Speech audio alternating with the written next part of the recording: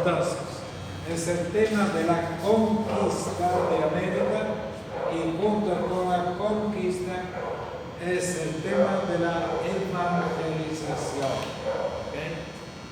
Entonces, la conquista y la evangelización de América Latina corresponden al modelo eclesiológico de la cristiandad medieval. ¿Viste? Aquí lo dice.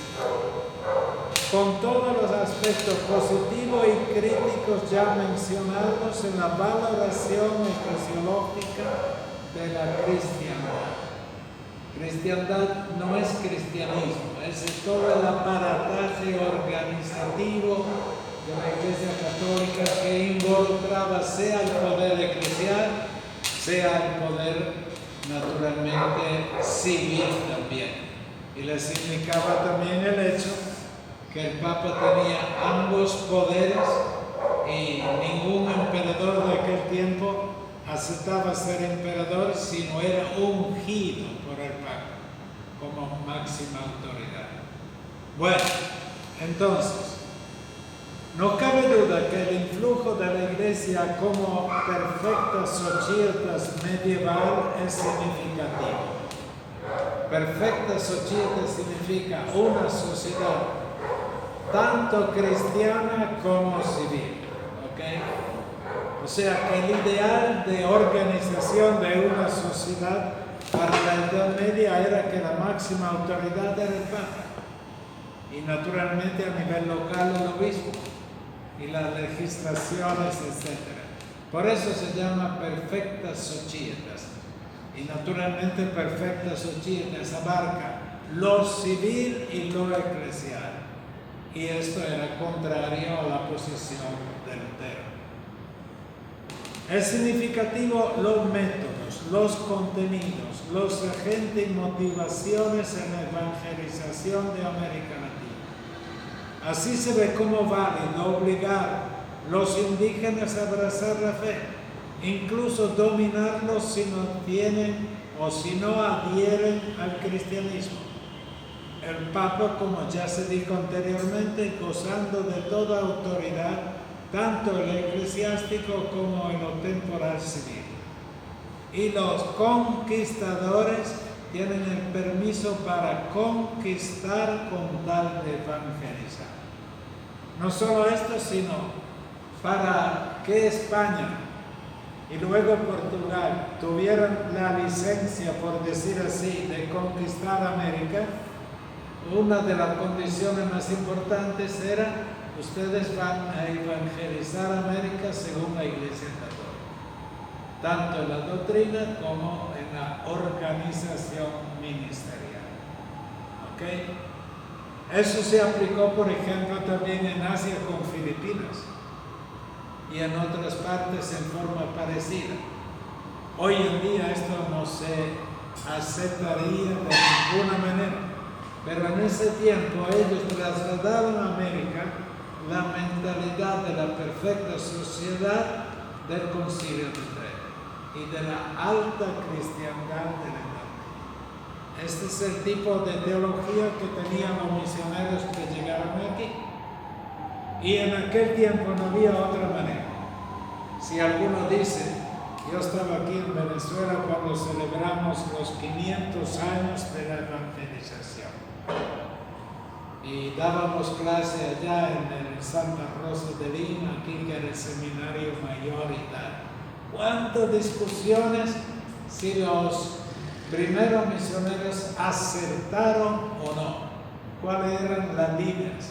¿Y por qué ese gran pecado de obligar a los indígenas, etcétera, a abrazar la Iglesia Católica y transmitir, digamos, el catecismo según el catecismo de Bellarmino, que aquí fue traducido en cuanto a lengua, pero en cuanto a contenidos prácticamente era el mismo de Bellarmino. Entonces los conquistadores tienen el permiso de conquistar con tal de evangelizar. Solo la Iglesia, entendida como Iglesia Católica según el Concilio de Trento, es la verdadera arca de salvación. Consecuentemente, toda religión no cristiana es considerada falsa. Son palabras que a nuestros oídos, después del Vaticano II, pues suenan raras, ¿ok? Por ejemplo, el Vaticano II tiene un documento sobre relaciones de la Iglesia Católica con otras religiones, o la Iglesia Católica con las otras iglesias. Y luego la libertad religiosa indicada en el Vaticano II, el documento sobre ecumenismo y sobre todo el documento Gaudium et Spes. La vertiente, la manera de entender la misma verdad entre el Concilio de Trento y Vaticano I también, y lo que se asomaba ya que vendrá en el Vaticano II son bien diferentes. Y el tema principal es la verdadera arca de salvación y la teología de la salvación. La evangelización se da a la par de la conquista. Por ejemplo, ¿cuándo comenzaron de verdad las misiones? En la historia de la Iglesia se dice hoy en día que el verdadero trabajo misionero, por decir así, no afectado por la sociedad civil, es la del siglo XIX, o sea, el siglo de Don Bosco prácticamente. ¿Y por qué? Las conquistas de las otras naciones colonizadas se realizaron en ese siglo y en parte en el siglo XX. Pero en el siglo XX ya hay como una marejada de nuevos estados que antes estaban colonizados. Ustedes van a África y en África hay 3 lenguas. Una es el inglés, uno el francés y el otro el portugués. La parte de África cuya lengua es el francés, todos son católicos o eran católicos, civilmente y cristianamente, por decir. Los del inglés casi todos son protestantes, especialmente anglicanos, etc. Y lo del portugués, naturalmente, Angola y Mozambique, son católicos. Ok. Por consiguiente, ahí se va juntos aquello, y lo veremos luego en la división que hay detrás. La Iglesia Católica, entendida según el Concilio de Trento, es la verdadera Iglesia en el sentido en que lo dice Bellarmino que acabamos de ver.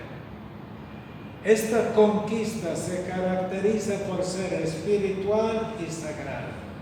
Los misioneros son a la vez líderes de la Iglesia Católica e indirectamente funcionarios reales.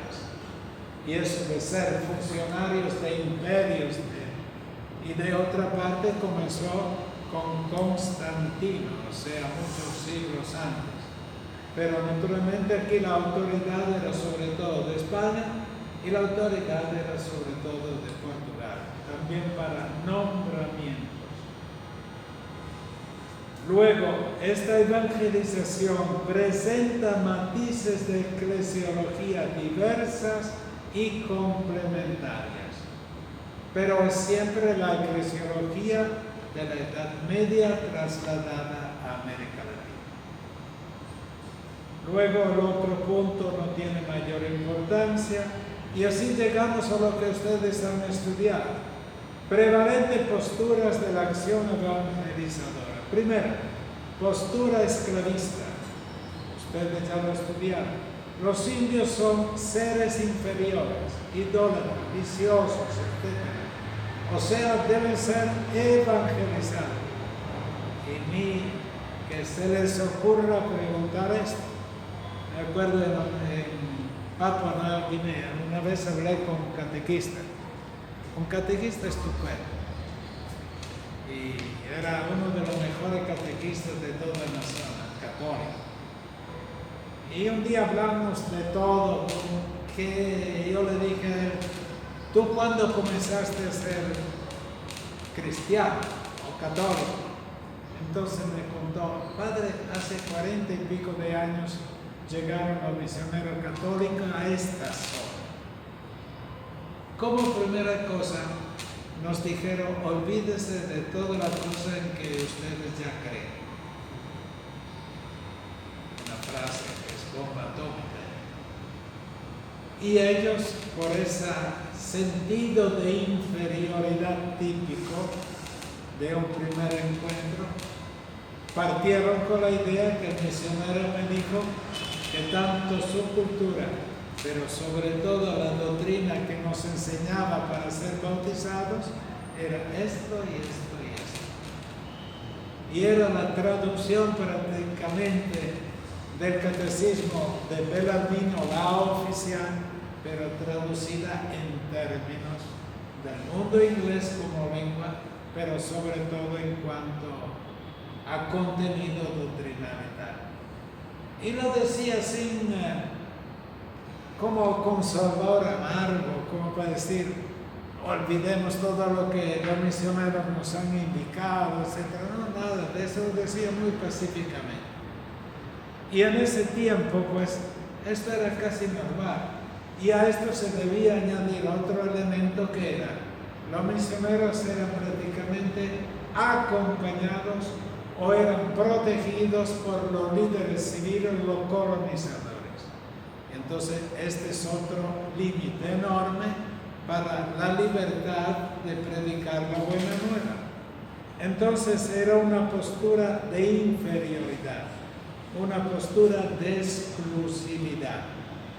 Y yo pasé por naciones que apenas habían salido de la colonización, como Papua Nueva Guinea. En 1975 finalmente salió y en forma pacífica.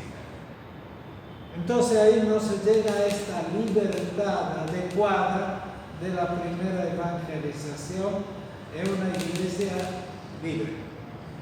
Entonces la Santa Sede poco a poco fue corrigiendo esta postura como si fuera la primera. Y viene la postura centrista. El jurista, teólogo salamanquense rechaza la afirmación que los indios sean inferiores, todas cosas estudiadas por ustedes ya. Y luego llegan a una excepción sobre esto, pero aún ahí, cuando llega el momento de la descolonización, entonces hay misioneros que justifican la guerra justa. Y la guerra justa en la primera invasión de América ha sido que se puede luchar contra los misioneros porque ellos tenían el derecho como tal, así los juristas de la Universidad de Salamanca en España decían. Entonces, cierta justificación de la violencia. Ahí el Estado inmediatamente interviene y dice, eso no. Y finalmente llega la postura liberadora. Y la postura liberadora está con el famoso Antonio de Montesinos, Bartolomé de la Casa, Sancheta, etc. Nada, finalmente ahí la evangelización es una evangelización en un clima de libertad. Y el clima de libertad significa ya en siglos pasados unos pocos misioneros eran la élite intelectual de ciertos misioneros, misionaron como debían de haber hecho. O sea, teniendo en cuenta que el interlocutor es sagrado, por decir así, con el bagaje de su cultura y de sus creencias, y solo con diálogo y con el Evangelio en la mano se puede evangelizar. Bueno, esto prácticamente duró hasta llegar a la descolonización. Y en Venezuela llevan 2 siglos de descolonización. Entonces ya la intromisión como tal del poder civil y lo eclesiástico fue disminuyendo. Pero no fue disminuyendo del todo. El padroado continuó también en el siglo pasado. Y tuvo que llegar el Vaticano II para que también la Santa Sede diga, basta del padroado. Que era padroado prácticamente el nombramiento de los obispos también en Venezuela, debía pasar por el Parlamento de la Nación. Si quieren un ejemplo, por ejemplo, Monseñor Iturriza, que fue el último obispo del Padroado, etcétera, en Venezuela, en Coro, él fue nombrado por el Parlamento y él no lo sabía, y ese alumno nuestro se le estaba en Valera, trabajando en el colegio de Valera. Mire, Monseñor, y Iturriza le dijo: Monseñor, ¿qué es eso? Acabo de saber que el Parlamento lo nombró a usted obispo de Coro. Entonces, prácticamente fue uno de los últimos obispos que no pasaba a través del poder civil, etc. Pero esto son ya 4 o 5 siglos después de la conquista como tal. De tal manera que la libertad civil acompaña la progresiva libertad en la evangelización.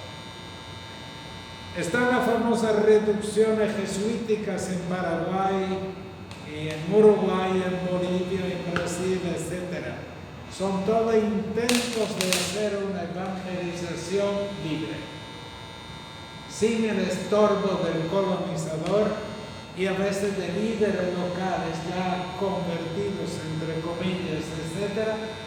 Y en cambio la Iglesia Católica va entrando de lleno con las doctrinas y los planteamientos del Vaticano II. En este contexto entra también la teología de la liberación, que es una teología bien fundamentada y teniendo las raíces en la cultura latinoamericana. Y aquí habría que hablar horas y horas. Ok. Y uno se pregunta, como nos preguntamos aquí, en el párrafo penúltimo prácticamente, al final de estas sintéticas reflexiones, y supongo que ustedes lo lean bien, sobre los aspectos principales de la evangelización, en América Latina cabe destacar algunas palabras de conclusión como respuesta a la pregunta principal. ¿Era posible otro modelo eclesiológico en la evangelización de los siglos XV, XVI en América Latina? Creo honradamente, esta es mi respuesta, que la respuesta es negativa.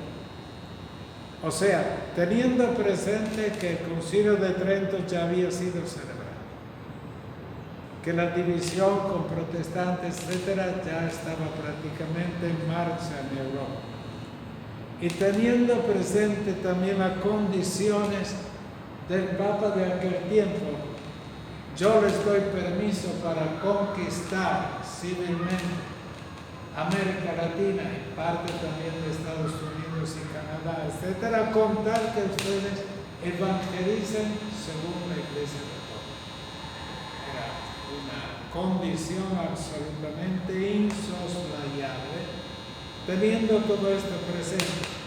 Y luego la cultura que dominaba aquí, que era la cultura de tipo jerárquico, etcétera, típica de España y de Portugal.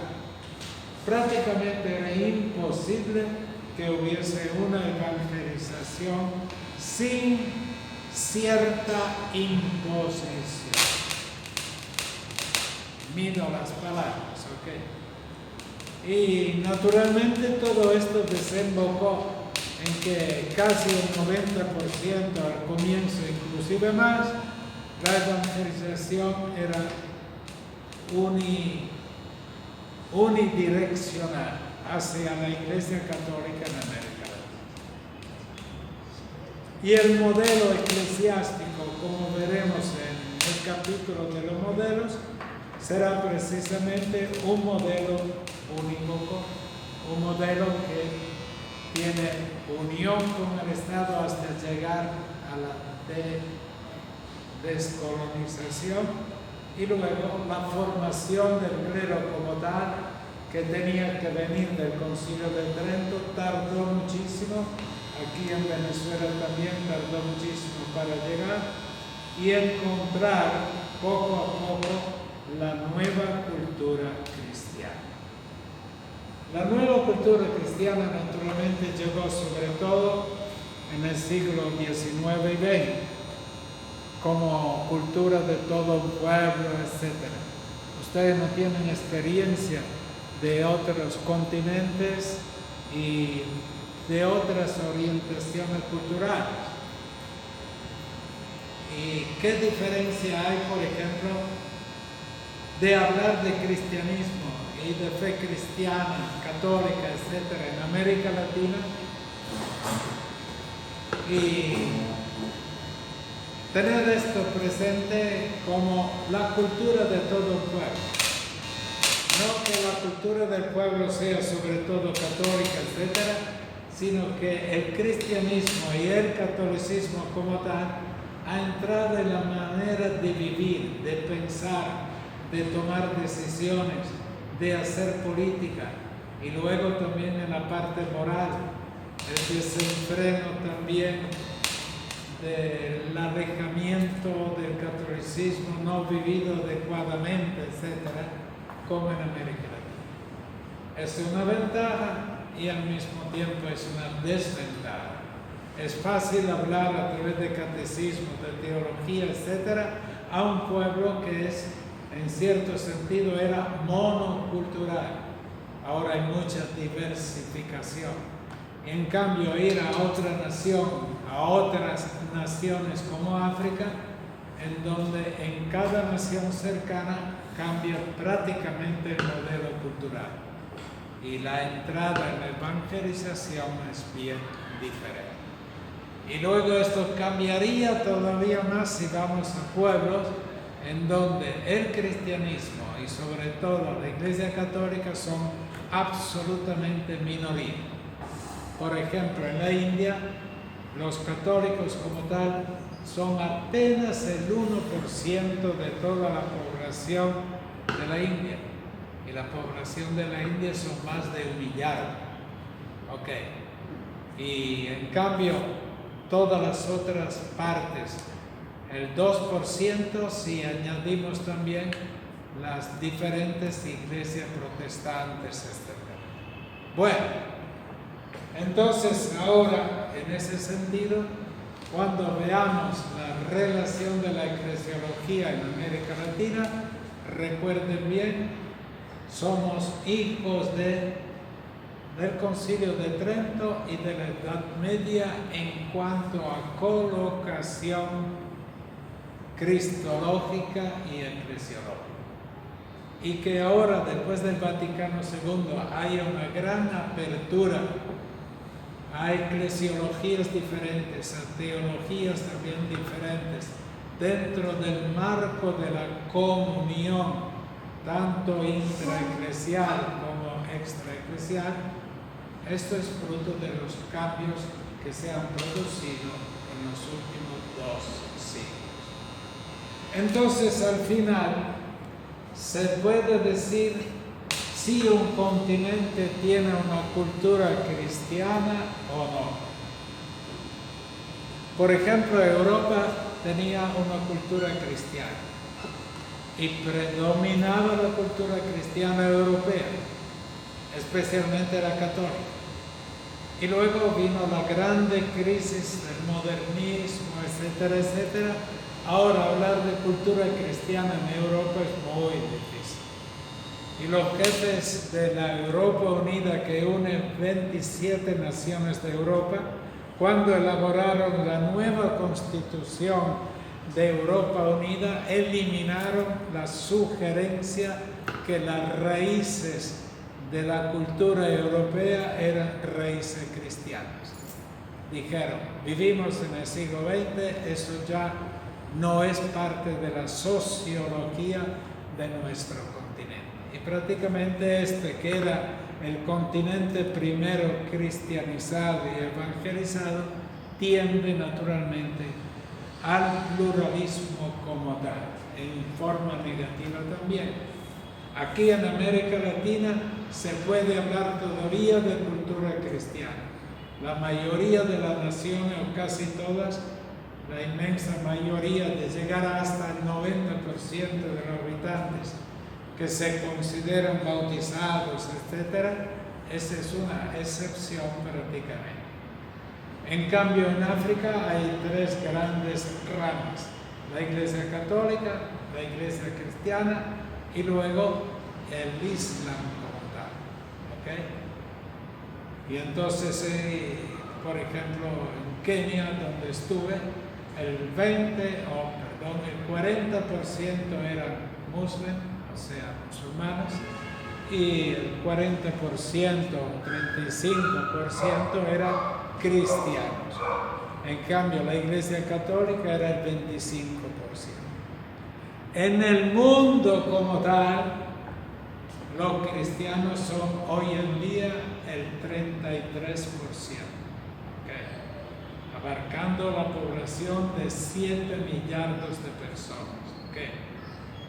7 millardos de personas significa que el 70% no son cristianos, pertenecen a tantas otras expresiones religiosas.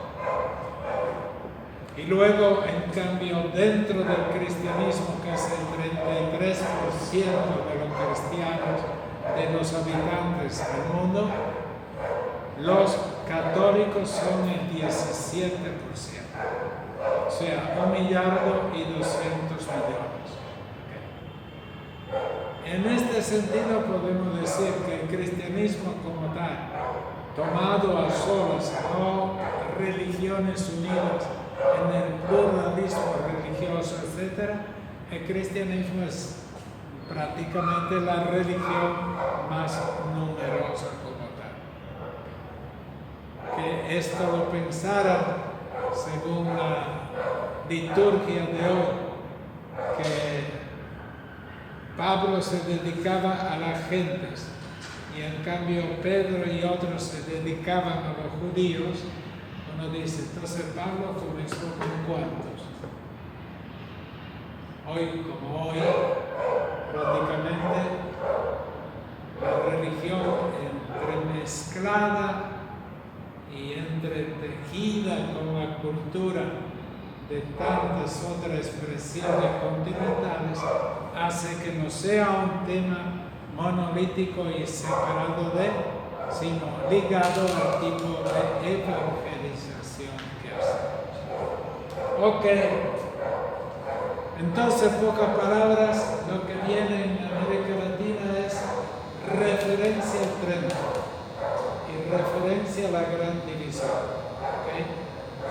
Y luego que la evangelización en América Latina ha tenido etapas históricas y muy ligada a una evangelización impregnada de la conquista.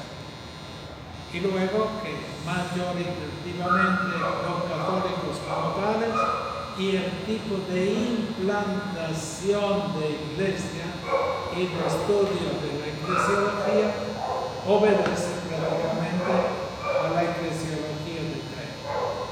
Y que hasta el Vaticano I no hay novedades. Después del Vaticano I comienzan las novedades. Ok, ¿alguna pregunta?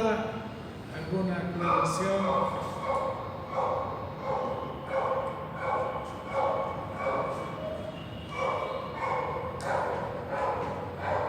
Para ustedes la palabra diálogo, ¿cuál es la primera impresión que tienen frente al significado que les puede brindar la palabra diálogo?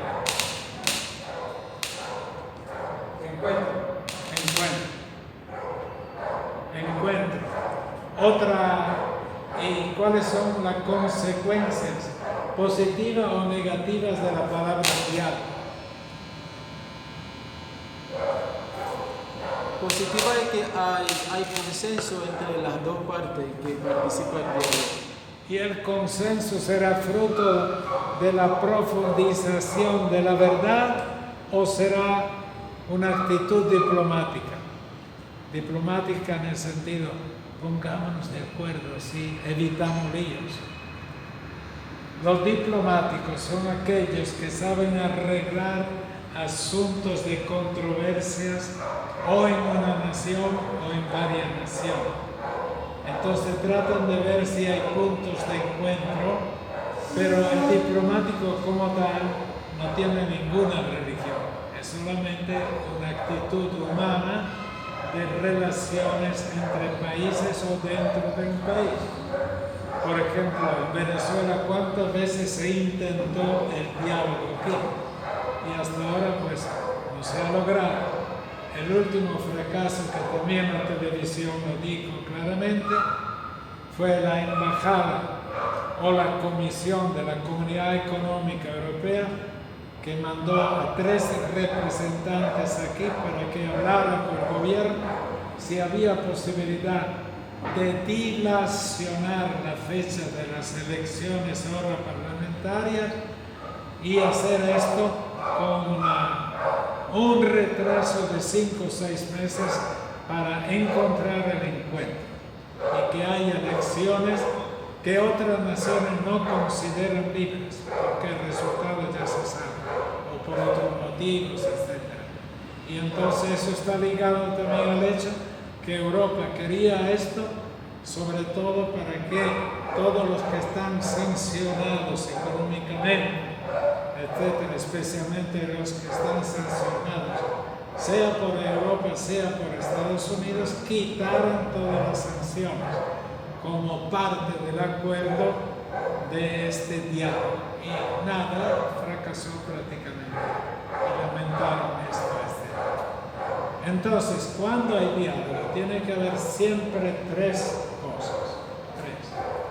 3. Primero, interlocutores o participantes. Ninguno dialoga si no hay por lo menos 2.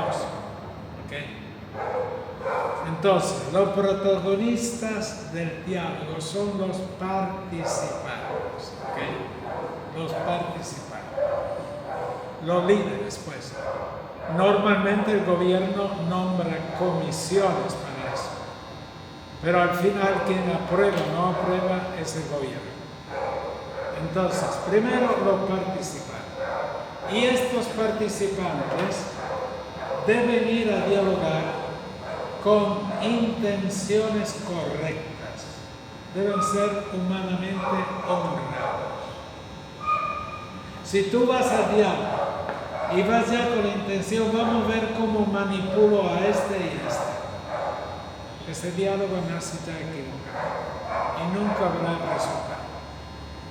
Y esto lamentablemente, históricamente, esto sucedió también. Entonces deben ser personas honradas, personas preocupadas por la verdad, etc. Entonces, primero, participantes, ¿ok? Los participantes.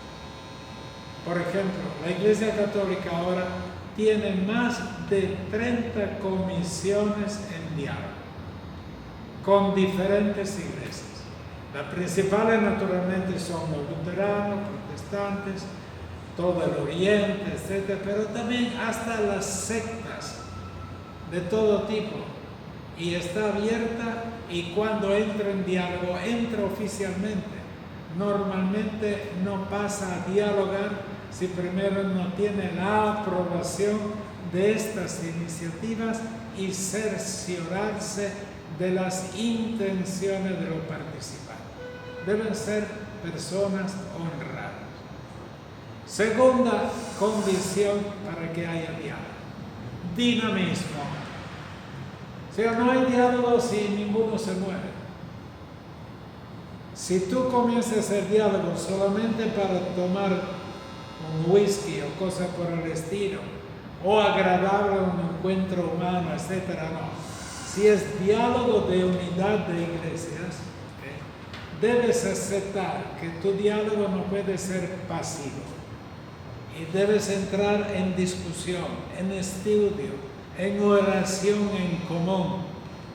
Estar preparados para resultados parciales y esperar a veces 30 o 40 años para progresar. Pero no hay diálogo donde no se note ya un dinamismo hacia la convergencia. Y aquí el protagonista principal de este dinamismo es el Espíritu Santo, sin la mínima duda. El Vaticano II dice que la Iglesia Católica entró en diálogo cuando se dio cuenta que todo eso, aunque haya comenzado en el ámbito de los protestantes, ahí estaba el Espíritu Santo. Y lo dice claramente en el documento de ecumenismo del Vaticano II.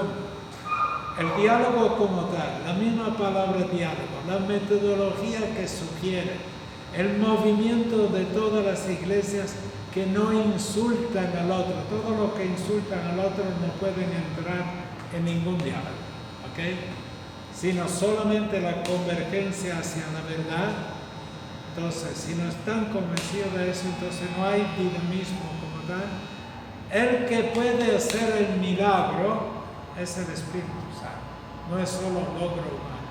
¿Cómo vas a dialogar tú con los de la Iglesia Ortodoxa Oriental después de 1000 años de separación? 1054, la división. ¿Cómo vas a dialogar con todo el mundo protestante, que son miles de iglesias de inspiración protestante? ¿Cómo vas a dialogar después de 5 siglos de separación? Pero separación con controversia, con insultos recíprocos, etc. Entonces, primero, los protagonistas o participantes. Segundo, dinamismo, moverse, buscar, encontrar metas parciales con miras a la meta definitiva. Entonces, dinamismo eclesial. Y tercero, el resultado final. Convergencia en la verdad de la única iglesia de Cristo. Él fundó una sola iglesia y rezó por esa unidad en los capítulos 15, 16 y 17 del Evangelio de San Juan. Y puso como ideal de la iglesia unida que sean todos unidos como yo, Padre, y tú conmigo, y que formemos esa unión de origen vertical. Entonces, el tercer elemento es convergencia en la verdad. ¿Cómo se va a llamar la futura iglesia unida?